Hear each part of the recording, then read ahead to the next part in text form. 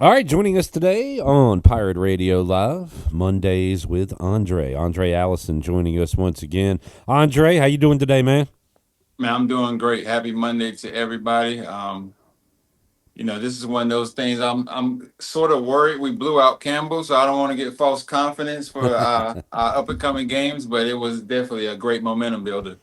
No doubt, and that was man. I've talked to a lot of former players, Andre, including yourself, about how to prepare Campbell week when you know you're supposed to beat an opponent, and now we'll talk about how to handle a game like this. And for me, and for a lot of the guys I've talked to, it's a confidence builder. And let's talk about this defense, Andre, because we love our quarterback and our weapons and fast pace, but defense played well enough to win against NC State and against Campbell, and you're supposed to beat Campbell, but to give up what 151 total yards, 4 rushing yards. Campbell's 2 of 14 on third down. This defense has got to have a lot of confidence moving forward after what they've done the first 2 weeks. For sure, absolutely. Like you said, they held their own too against NC State. It was just the offense couldn't capitalize on some of those red zone moments.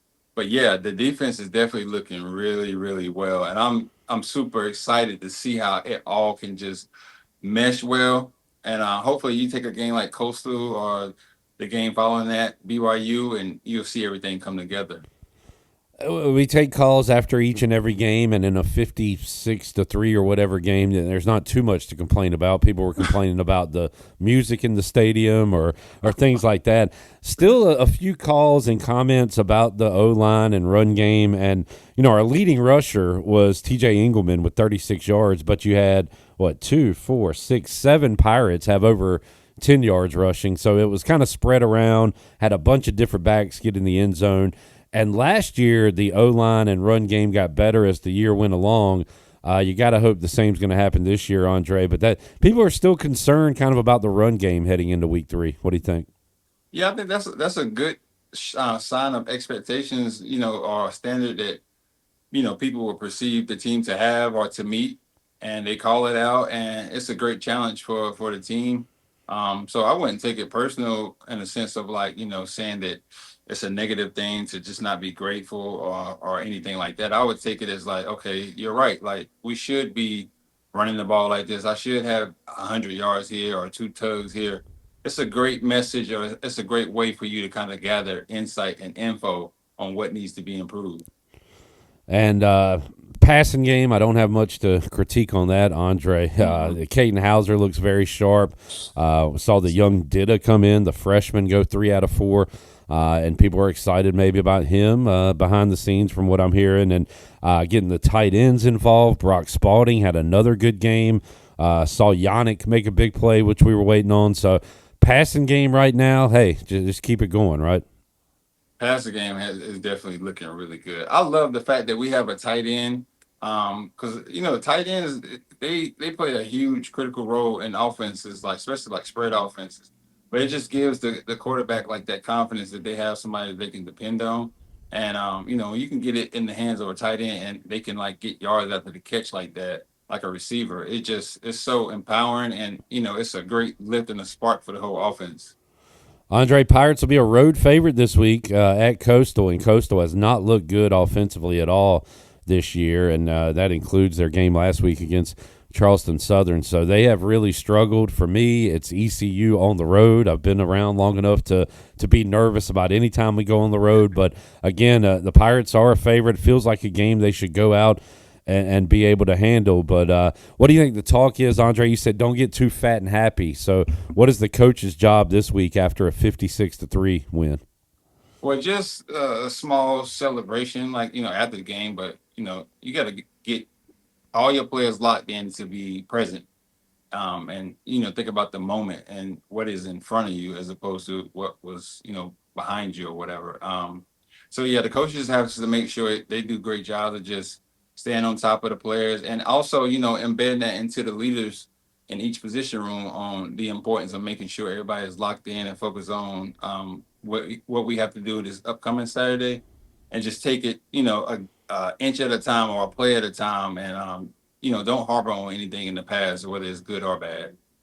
I'm looking at the AP Top 25, Andre. Unfortunately, BYU basically number 27, just outside of the top 25 poll. I say that because it was announced earlier today, BYU at ECU next Saturday night, 7:30, I believe on ESPN2. So if the Pirates take care of business on the road this week, it's going to be 2-0 BYU knocking on the door of the top 25 at 2-1 ECU under the lights, and kind of get that big game feel in Greenville. And you know what that's all about, playing here at ECU. If ECU wins this weekend, Andre, it sets up a pretty big one for Week 4. It does. I wouldn't be surprised if BYU. I actually thought they were going to be ranked a little higher, but it's funny because I have a real close connection to playing big games like that, but also playing against BYU. Whenever I was in Georgia military, we would play like the JV teams of like prominent D1 schools. So we Yeah. played BYU and Provo, Okay. and it was snowing. And we're Georgia boy. We're from the southeast, and we roll into Utah and it's freezing. And everybody out there on BYU had on short sleeves and they didn't have any long socks on. We're like freezing, like what in the world is going on? And those guys were real, like they were really disciplined. Like everything was like in sync, like the routes was like beautiful timing, and it was just amazing to see. And that was my first time seeing, Division 1 sports at that level. Hmm. But those guys are going to be big when they come into town. I can tell you that. Those are some big mountain boys. Not that it matters on this one, but it has on a couple of trips there. But did the altitude affect you at all, Andre, when you're playing out there? Oh, absolutely. Yeah, you can feel it. Like you can feel it when you're on the plane, when you're like landing, it just changes. But we were prepared for that. Our coach did a great job conditioning wise. But I will say, like I said, the size of those guys, it was a little bit shocking. Like, wow, those are some big boys. They really hit the weight room out here. We'll preview that one next week. BYU is off, so again, they'll go into the game 2-0. They just handled Stanford rather easily, so they get a bye week before taking on the Pirates coming up next Saturday. It'll be ECU and Coastal this weekend. Our pregame coverage begins 3:30 on the Bud Light pregame tailgate, and we'll be with you late night after the game on the U.S. Sailor fifth quarter call-in show. Andre, South Florida, who you played in a bowl, then they became conference mates, and then, of course, Skip Holtz left ECU for South Florida, so we got a lot of tie-ins with the Bulls. But they are the darling right now of college football as they go to the Swamp and knock off Florida 1 week after beating Boise State. So USF now number 16 in the country. 18 in the country, and their gift is going to play Miami. This is a brutal schedule to start the year, but when you win the games, it pays off for you. But how about what South Florida's been able to do through 2 weeks? I love seeing things like that. I think the transfer portal is one of the main reasons why you're able to see teams like that be able to compete with the big brand name teams in college sports. Um, I love seeing that. I know they have the athletes. They definitely have great coaching down there as well. They've always kind of really been, dynamic with their players. The talent, they're going to, be really fast and twitchy. So it's really not surprising, but that is definitely one of the great things I love about the NIL. It does provide a lot of teams to, have equal talent and equal players to play teams like Florida and Miami.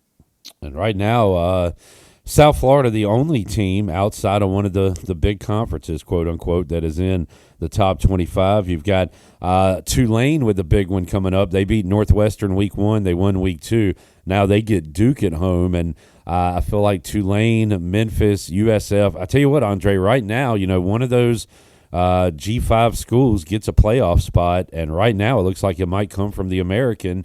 And if ECU plays well and is in the conference title hunt, they could put their name up there. So it's cool, Andre. When you played for what an undefeated season, a spot in the Liberty Bowl. Now teams like ECU have a legit chance to make the playoff. If you take care of business, you'll get there, and it hasn't always been that way for schools like this. No, for sure. Yeah. And like I said, that's another great thing about the NIL and the portal. And then they increasing, the playoffs and things Yeah. like that, extending the season and things of that nature, because you get to, have an opportunity to put your talent, your school name on display. and just show that you belong. And that's all really athletes ever want. Truly, is just to have the chance to be able to compete against the who's, because a lot of those teams they will have big name players that you're super familiar with, and you always just want to compete or go against them to just to show like I belong here as well. Andre Allison joining us. Andre, Pirates win, so it was an easy fifth quarter. So I had a good Saturday, and then Commanders. Look, I'm glad with what we did, but the Giants are pitiful. It's about time for Russ to stop cooking. It's ugly in New York, but I was happy my Commanders got a win. Couple of headlines. Aaron Rodgers and Justin Fields have a duel that I never saw coming. That was a crazy game in New York with the Steelers winning, and then obviously what happened last night. Bills' tremendous comeback. Lamar and Josh Allen putting on a show for the fans. So, anything stand out week one in the NFL to you? Yeah, I would say Aaron Rodgers' performance. I just felt really good for him. I also felt good for the Steelers because I like how they believed in him. I like their organization how it's ran. Yeah, I also felt I was really happy for Justin Fields as well. Like he's getting his chance to show that he belongs in the league. And a lot of times, players get dealt like bad hands because they might go into a bad situation, like the offense or defense might not fit, or the organization may not be as strong in some areas as others. But it's just goes to show like how across the league you have a lot of really good teams, and once Jackson Dart gets his opportunity, I feel good that he'll also show that he belongs as well. Because coming from the SEC, he's a gunslinger, right? And you got players like Malik Neighbors.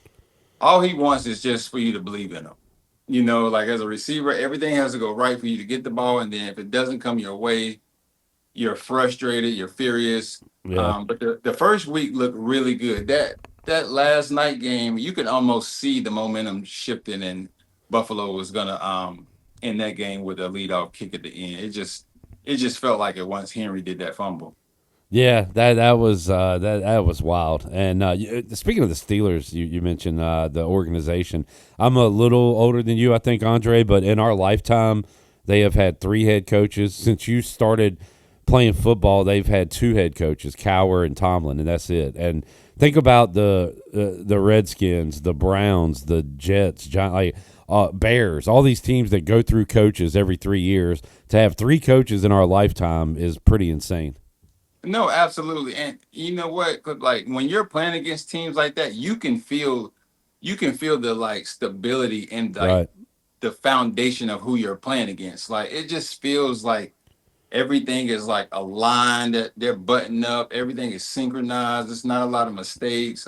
You don't feel like a lot of individual egos because they have a great locker room of leaders, and it starts from the top down. So I was able to get a interview with the Steelers. I thought they were actually gonna draft me, but I know I wasn't really too big on playing gunner as a Uh-huh. receiver in the league, and so that opportunity didn't happen for me. But I did. I met Mike Tomlin. I was up there walking around, just marveling at the history up there, seeing all those Hall of Famers in their facility. You just feel like a child, like in a candy store. I think the NFC equivalent to that, and it's not the coaches, but it's the quarterbacks, will be the Packers. In our Sure. football lives, they've had three quarterbacks, Favre to Rodgers, and it looks like Love is ready to carry the torch for the next 10, 15 years or whatever. But when you think of stability, you think of the highs like not being super high, but certainly the lows not being low at all. You think kind of Steelers and Packers. And Packers, very impressive week one against the Lions. Yes, for sure. And I mean, quick story with them. I was there when Favre was in his last days, and then Rodgers filled his shoes like the following year. I saw both of them play in person, and I was really mad because I'm like, if you can't catch for 1,000 yards with these two quarterbacks, like you're just not good. I mean, they was placing the ball, it just felt like anybody could catch it. Like you didn't have a choice but to catch it. And Yeah. just the accuracy, just the boldness in their throws was just I couldn't even believe they were making some of the throws. Like, but Brett Favre was really good with the cameras. He knew where all the cameras were. It was really like he was truly in a performance mode when I was watching him. And Wow. I didn't sit down at all when he was on the field. I was like, I cannot believe this is Brett Favre. And he was a trash talker. Oh my, Oh, he really? was talking so much trash to our D line and linebackers. I'm like, oh, this dude is for real. He's for That's real. awesome. That's awesome. Andre Allison joining us. Yeah. Okay. Let's stay in the NFC North. You got some ties with the Vikings there. I think I talked to you last week about this one, but when I look at this game, the thing I come back to is Brian Flores against Caleb Williams and Ben Johnson. I love that chess matchup, and right now, week one, I'm going to take Flores. So that is why I'm rolling with the Vikings tonight. What do you think about this matchup? Absolutely. I feel like I agree 1000% with you. They're still gonna have to like get things together in Chicago. It's gonna take some time for that new Coach Johnson to be able to implement his system and everybody start to pretty much carry out his vision and things like that. The Vikings just got an edge on them when it comes down to having Coach O'Connell Yeah. and just the leaders on defense and offense. They're a little bit ahead of the Bears, and then it's also like a little hidden intimidation factor whenever you're playing against the Bears. Like it's kind of like a big brother thing, like the Vikings have over the Bears and the Detroit Lions. Like you can feel it when you're playing. It's almost like I don't want to say it like in a negative way, but they almost like lay down like when you come to town. Like I've seen it playing in those games. So it's another big brother thing. The Vikings are big brother right now. The Bears are little brother. Hoping to somehow get to where the Vikings are. And yeah, the Vikings definitely is going to take that game tonight. That's a good point, Andre. And those things stick with you. And Dan Campbell has done all he can to change it in Detroit, right? But like Chicago's still kind of lagging behind. I mean, the Packers, like the Vikings, Packers look at everybody as the little brother. Again, Dan Campbell has done all he can and done a hell of a job in Detroit. But we're still kind of waiting on the Bears to have their day. Yeah, I mean, just having friends who played on the Bears, who came to the Vikings, or they didn't go to the Vikings. Just hearing how their organization is ran, it's kind of like the Vikings. I know for a fact the owners, the Wilf family, they care a lot about their new players, the players who are current and the old players. Like Yeah. they're big, like and you can sense that, and I've heard players who played on the Bears just talk about some of the things could not be, functioning and running right, whether it's like paying the right player at the right time or, kind of like cutting costs, trying to be cheap and not, Right. put the right amount of dollars into either like stadium or the brand or players. So that's really more about what it's about. And I feel like players, they know that, so it's almost like, players could kind of like subconsciously be not playing at the highest level because they feel like management isn't operating at the highest level.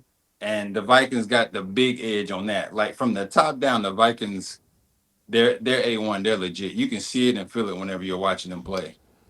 Andre, one thing I love, man, is the alumni and something that kept me a Redskins fan, Commanders fan throughout the years, even when they were bad. Almost felt like they were pandering too, but they'd be like, "Hey, we're gonna honor Daryl Green today." Like they always had former players there. This week they put Santana Moss in the Ring of Honor. Big Tana fan, but I feel like Washington, despite their awful years with Dan Snyder, did a good job with alumni. Tony Collins, our guy, former Pirate, I'm scrolling through his Facebook. He was up in New England this week, and I know the fans still love Tony Collins up there in New Wow. England. He's got people all around him getting autographs, kids, old people. And I love stuff like that, Andre. And look, it's not like you were with the Vikings for 10 years, but it sounds like you still have some kind of a connection with them, which is, I think, really cool. Yeah, they're at the top of the league when it comes down to their Legends Weekend, when they bring all the players back. And even when they come to town, they reach out to players. If they're coming to your city or a nearby city, they reach out to you. I've Awesome. heard like 10-year plus vets talk about that. The difference between a Vikings alumni and another team alumni. I think the Cowboys is also like that. Yeah. San Fran definitely they're like that for sure. They spare no expense when it comes down to acknowledging those players who put in the groundwork and help the franchise and the organization get to where it is today. And yeah, I definitely do. I love and appreciate that the Vikings do that. I'm actually going to the game this year, Legends Weekend, and I'm taking my son. So Oh man, it's a thing that I do each year, and I love going there to hear all the old stories from the former players. Like they played in the '70s and the '80s. It's yeah. just amazing. Like I just sit for hours and listen to them talk about their stories. That's awesome. I saw Willie Smith, former Pirate, was up at alumni weekend with Washington last year, and I told him to take me along so I can go hang out with Gary Clark and a bunch of old Washington dudes. Andre, great to chat with you each and every week, man. We'll reconvene next Monday, but always love the football talk and the stories, so we'll keep it rolling, man. No, for sure. And I know I'm proud too that ECU, we're doing a great job with being involved with the alumni too and putting in the effort to Coach bringing the Shank, alumni back. Yeah. Coach Shank now involved in that, Andre, and I think he's a good guy to have heading that up. He's going to keep people close, so that's a good thing. Yeah, it's great for the brand. It's great for the history and for future recruits too. So yeah, for sure. I'm looking forward to talking to you next week.